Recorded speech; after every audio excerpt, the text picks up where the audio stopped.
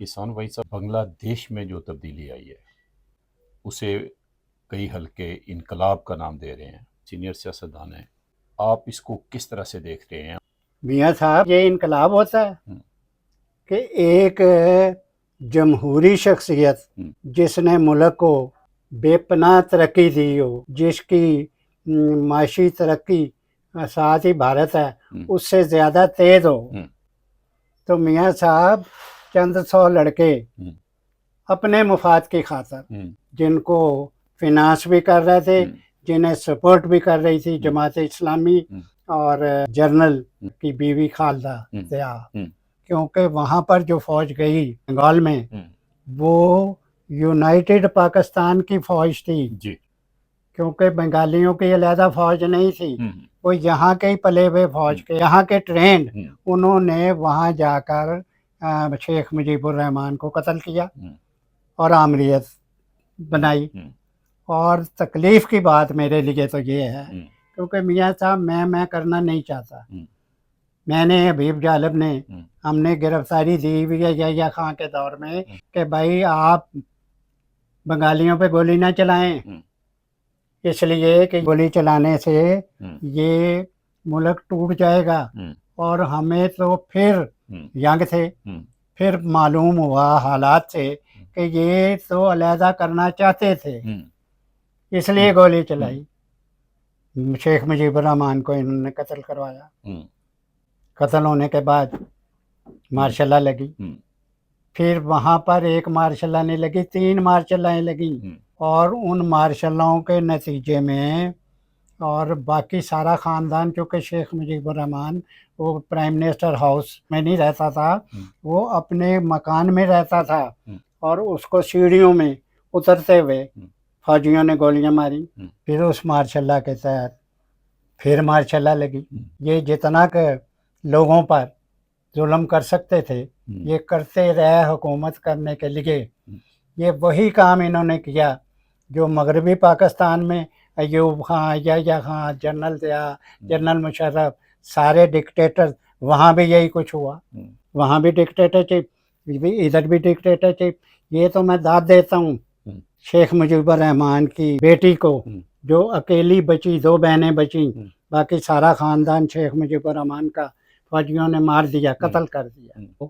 उसकी बेटी जो हुक्मरान बनी हसीना वाजिद, उसने फिर आमरीत के ख़िलाफ़, मियाँ साहब मजाक की बात नहीं है ये, आमरीत के ख़िलाफ़ उसने जिद्दोजहद की और जिद्दोजहद के नतीजे में इलेक्शन होल्ड करवाए और उन इलेक्शनों के नतीजे में वो इलेक्ट हुई। अच्छा भाई साहब, ये बात तो अपनी जगह है, उसने बड़ी स्ट्रगल की, मुल्क को तरक्की दी। सवाल ये है कि स्टूडेंट का मुतालबा था कि जो कोटा सिस्टम है इसको ख़त्म किया जाए। क्या वजह वो उस कोटा सिस्टम के हवाला से स्टूडेंट्स को इत्माद में नहीं ले सकी और मैनेज नहीं कर सकी हालात? मैं अर्ज कर रहा हूँ इस पे, ये कोटा सिस्टम तो एक स्टूडेंट्स के ज़रिए एक बहाना था।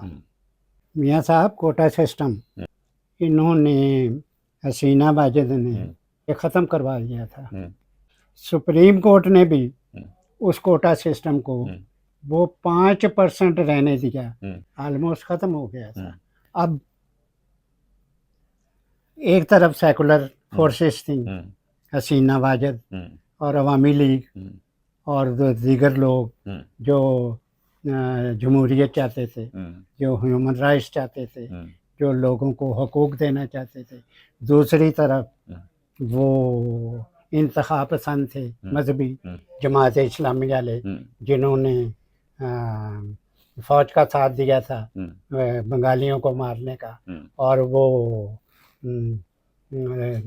खालदा जनरल की बीवी जी वो थी। एक तरफ इंतहा पसंद थे, एक तरफ डेमोक्रेट थे। तो इसलिए मैं ये समझता हूँ कि इन्होंने मिल के हैं जी, और फौज में भी डिवीज़न थी, फौज में भी डिवीज़न थी कि इन्होंने फौज ने भी मिल के स्टूडेंट के साथ हसीना वाजिद उसको ना तकरीर करने दी और उसे 45 मिनट दिए कि हम तुम्हें 45 मिनट देते हैं, इस्तीफा दो। और इसको आम शोर पड़ा हुआ है पाकिस्तान के अखबारात में कि जी वो भाग गई, भारत चली गई।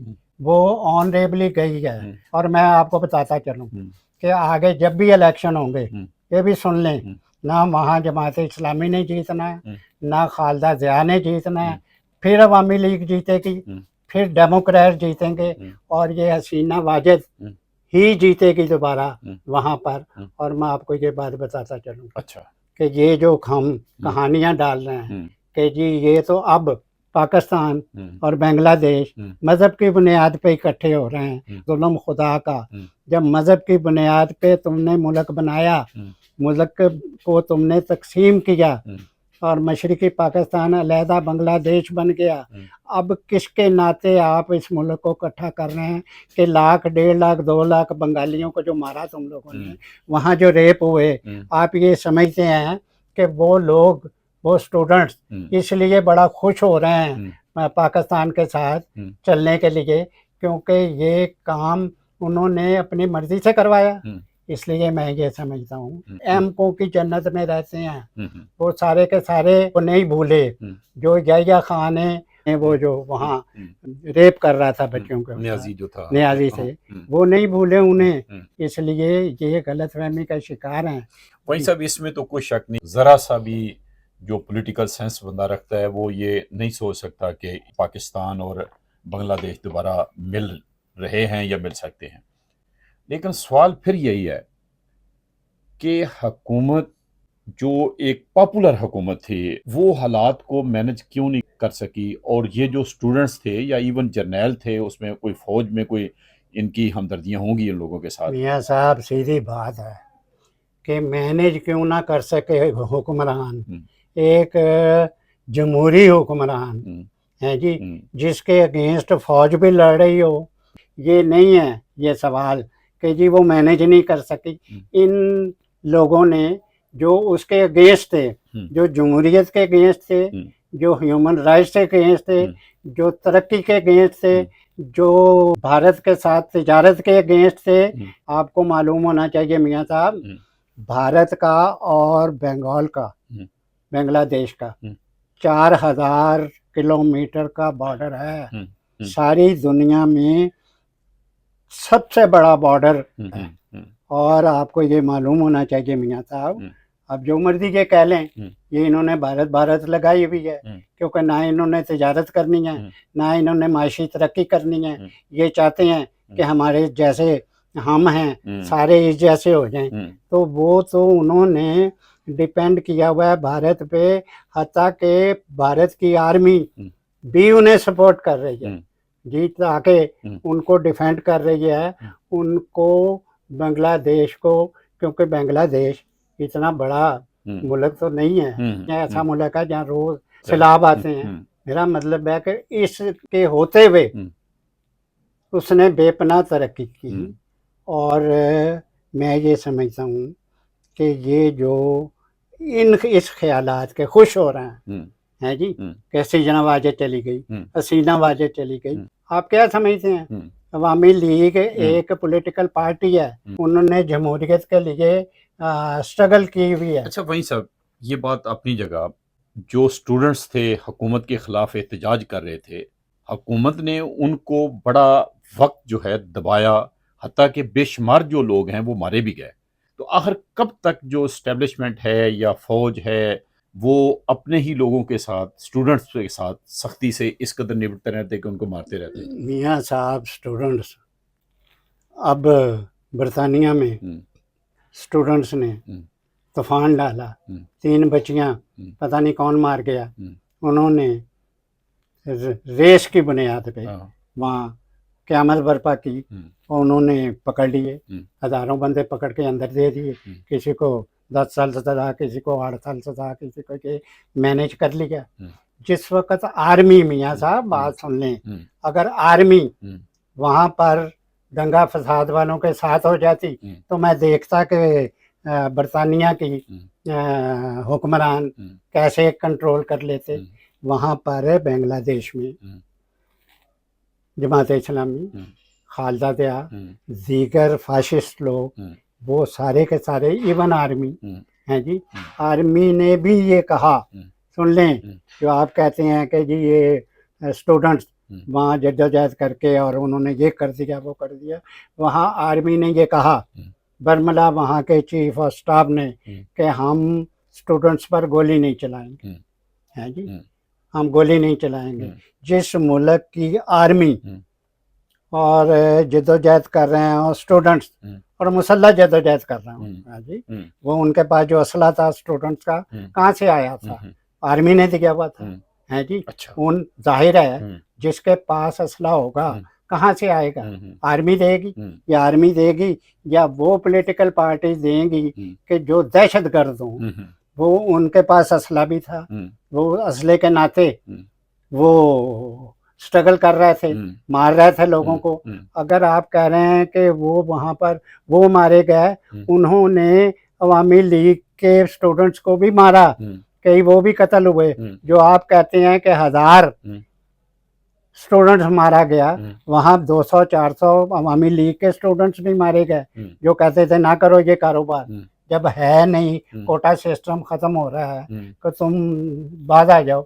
जब आर्मी हो साथ, जब मजहबी पार्टियां हों, जब तमाम की तमाम दहशतगर्द उनके साथ हों, तो मियाँ साहब एक वज़ीर आज़म हसीना वाजद जो कि तरक्की दे रही हो मुल्क की, वो कैसे मैनेज करे?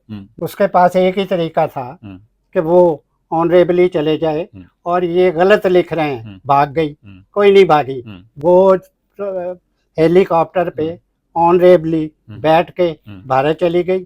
अब जब उसे मौका मिलेगा वो वापस आएगी, इलेक्शन लड़ेगी, और वहाँ पर जमहूरी हेड के तौर पे वहाँ दोबारा वहाँ हुक्मरान हो। अच्छा, वहीं सब ये भी कहा जा रहा है कि पाकिस्तान के कुछ अदारे, महकमे या लोग खुफिया तौर पर उनकी मदद कर रहे थे स्टूडेंट्स की,